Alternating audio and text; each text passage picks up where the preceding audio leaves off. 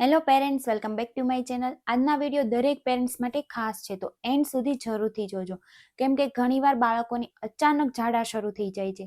બાળક એકદમ પાતળી પોટી કરવા લાગે છે અને પેરેન્ટ્સ પણ ડરી જાય છે કે એવું તે બાળકે શું ખાધું હશે જેના કારણે બાળકોને ઝાડા થઈ ગયા છે. અને પેરેન્ટ્સ ઘણા એવા ઘરના ઉપાયો પણ વિચારે છે કે એવું તે શું કરીએ કે બાળકોને ઝાડા બંધ થઈ જાય. તો પેરેન્ટ્સ ઘણીવાર બાળકોને ઝાડા થઈ જાય તો બાળકોના શરીરમાં પાણીની કમી થવા લાગે છે, જેના કારણે બાળકોના સ્વાસ્થ્ય પર અસર પડે છે. તો આજના વિડીયો દરેક પેરેન્ટ્સ માટે ખૂબ જ ખાસ છે. તો આજના વિડીયોમાં હું તમને જણાવીશ કે બાળકોને ઝાડા કેમ થાય છે, ઘરે શું ઉપાય કરવા જોઈએ અને જ્યારે બાળકોને ઝાડા થાય છે ત્યારે શું ખવડાવવું અને શું ન આપવું અને એવા કયા સંજોગોમાં આપણે ડોક્ટરની સલાહ લેવી જોઈએ. તો મારો વિડીયો એન્ડ સુધી જરૂરથી જોજો અને મારી ચેનલને સબસ્ક્રાઇબ કરજો. તો સૌથી પહેલા તો આપણે વાત કરીએ ઝાડા થવાનું કારણ. ખાસ કરીને નાના બાળકોને વધારે ઝાડા થવાની શક્યતાઓ વધી જાય છે. કેમ કે વાયરલ ઇન્ફેક્શનના કારણે બાળકોને ઝાડા થાય છે, તેમજ દૂષિત પાણી અથવા તો ખોરાક ખાવાથી પણ બાળકોને ઝાડા થવાની શક્યતાઓ વધી જાય છે. ઘણીવાર બાળકોને જો દાંત આવતા હોય તો તેના કારણે પણ બાળકોને ઝાડા થઈ શકે છે. પરંતુ હા, દાંત આવવાથી બાળકોને સીધા ઝાડા નથી થતા. બાળક ઘણી વસ્તુઓ મોઢામાં નાખે છે, જેના કારણથી બાળકોને ચેપ લાગે છે અને ઇન્ફેક્શનના કારણે બાળકોને ઝાડા થઈ શકે છે. તેમજ ક્યારેક બાળકોને એન્ટીબાયોટિક દવા પછી પણ બાળકોને ઝાડા થવાની શક્યતાઓ વધી જાય છે. પરંતુ ઘણીવાર માતા પિતા ડરી જાય છે. બાળકોને વધારે ઝાડા થવાથી ઘણીવાર ડર પણ લાગે છે, પરંતુ આ ડર ખૂબ જ સાચો છે. કેમ કે વધારે ઝાડા થવાથી બાળકોના શરીરમાં પાણીની કમી થવા લાગે છે. બાળકના શરીરમાંથી પાણી તેમજ જરૂરી ક્ષારો ખૂબ જ ઝડપથી બહાર નીકળી જાય છે. જો બાળકોને સમયસર ધ્યાન ન આપવામાં આવે તો બાળક ઘણું નબળું પણ પડી શકે છે. તો સૌથી પહેલા તો હું તમને જણાવીશ, જ્યારે બાળકોને ઝાડા થાય ત્યારે આપણે ઘરે શું ઉપાય કરી શકીએ છીએ. તો નંબર 1 છે બાળકોને ORS આપો. ORS બાળકો માટે ખાસ મહત્વનું છે. બાળકોને જ્યારે પણ ઝાડા થાય છે તો તેની થોડી વાર પછી બાળકોને થોડું ORS આપતું જવું જોઈએ.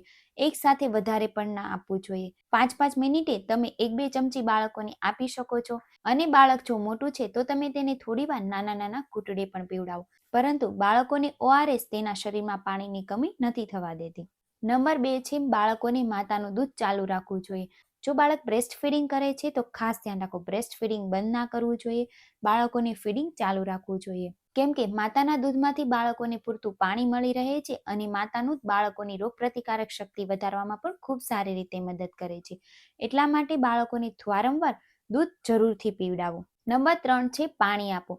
બાળકોને ORS તો આપો છો, પરંતુ બાળકોને થોડી વારે પાણી પણ પીવડાવો. પરંતુ હા, બાળક જો 6 મહિના કરતાં મોટું છે તો જ બાળકોને પાણી આપવું જોઈએ. નંબર 4 છે આરામ કરાવો. બાળક નાનું હોય તો તે વધારે ઉછળકૂદ કરે છે, પરંતુ જ્યારે બાળકોને ઝાડા થઈ જાય છે ત્યારે બાળકોને થોડીવાર માટે આરામ કરાવો. અને હા, બાળકોને જો ડાયપર પહેરાવો છો તો તે પણ થોડી વારે બદલી નાખો, જેનાથી બાળકોને રેશિશ થવાની શક્યતાઓ નથી થતી. તો હવે આપણે વાત કરીએ કે બાળકોને જ્યારે ઝાડા થાય ત્યારે શું ખવડાવવું જોઈએ. ઘણા માતા પિતા વિચારે છે બાળકોને ઝાડા થયા છે તો આપણે આ વસ્તુ બંધ કરી દેવી જોઈએ, બીજી કોઈ વસ્તુ ના ખવડાવવી જોઈએ. પરંતુ પેરેન્ટ્સ આ ભૂલ બિલકુલ ના કરવી જોઈએ. જ્યારે બાળકોને ઝાડા થયા છે ત્યારે આપણે બાળકોને હળવો અને સરળતાથી પચી જાય તેવો ખોરાક આપવો જોઈએ. જેમ કે ભાત, મગદાળ, ખીચડી, દહીં, કેળું, સફરજનની પ્યુરી. અને જો બાળક મોટું છે તો આપણે બાળકોને નારિયેળ પાણી પણ આપી શકીએ છીએ, જે બાળકો માટે બેસ્ટ પણ છે. અને હા, હવે આપણે વાત કરીએ કે જ્યારે બાળકોને ઝાડા થયા ત્યારે આપણે બાળકોને શું ન આપવું જોઈએ. સૌથી પહેલા તો આપણે બાળકોને આવા સમયે બહારનો એક પણ ખોરાક ના આપવો જોઈએ. તેમજ કોલ્ડ ડ્રિંક, સોફ્ટ ડ્રિંક, બહારના પેકેટવાળા જ્યુસ, વધારે મીઠાઈ તેમજ કોઈ પણ ઘરે તળેલી વસ્તુઓ, મસાલાવાળા વધુ ખોરાક જે બાળકોને બિલકુલ ના આપવા જોઈએ. તો હવે આપણે વાત કરી ઘરેલું ઉપાય જે આપણે ઘરે કરી શકીએ છીએ. પરંતુ હા, આ ઘરેલું ઉપાય આપણને થોડીક સહાય કરી શકે છે, પરંતુ તે સારવારનો વિકલ્પ નથી.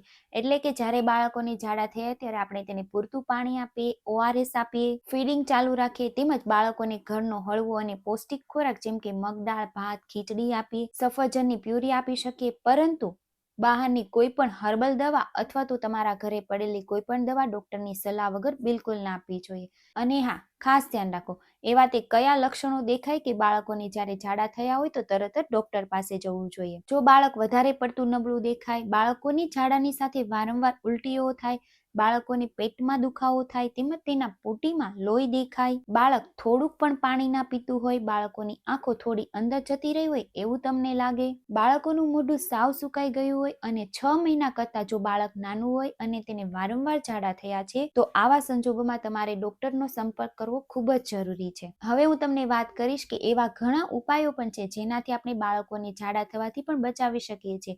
જો બાળક નાનું છે અને તેને કોઈ અડે છે તો સૌથી પહેલા તો હાથ ધોવાની આદત જરૂર પાડો. તેમજ બાળક નાનું છે તો હંમેશા તેના હાથ ધોવો, બાળકોને ઘરનો હળવો પૌષ્ટિક ખોરાક આપો, બાળકોને ગરમ કરીને શુદ્ધ ઉકાળેલું પાણી પીવડાવો. તેમજ બાળકો ઘણીવાર વસ્તુઓ બહારની મોઢામાં નાખે છે તો જમીન પર પડેલી વસ્તુઓ બાળકો મોઢામાં ના રાખે તેનું ખાસ ધ્યાન રાખો. જો આ થોડીક વસ્તુઓનું ધ્યાન રાખવામાં આવે તો આપણે બાળકોને ઘણી એવી બીમારીઓથી પણ બચાવી શકીએ છીએ. તો પેરેન્ટ્સ હંમેશા યાદ રાખો, બાળકોને જ્યારે પણ ઝાડા થાય ત્યારે આ ખાસ યાદ રાખો કે બાળકોના શરીરમાં પાણીની કમી બિલકુલ ન થવા દેવી જોઈએ. ઘરે યોગ્ય કાળજી તો લો, પરંતુ કોઈ પણ ગંભીર લક્ષણ દેખાય તો ડોક્ટરની સલાહ તરત જ લેવી જોઈએ. કેમ કે ઘરના ઉપાયો તો આપણે ઘરે સરળ રીતે કરી શકીએ છીએ, પરંતુ બાળકને કોઈ પણ વસ્તુ આપતા પહેલા એકવાર ડોક્ટરની સલાહ લેવી ખૂબ જ જરૂરી છે. તો આઈ હોપ સો તમને મારો વિડીયો પસંદ આવ્યો હશે. તો બીજા મદદને જરૂરથી શેર કરજો અને આવા જ નવા વિડીયો જોવા માટે મારી ચેનલને લાઇક, શેર એન્ડ સબસ્ક્રાઇબ કરજો.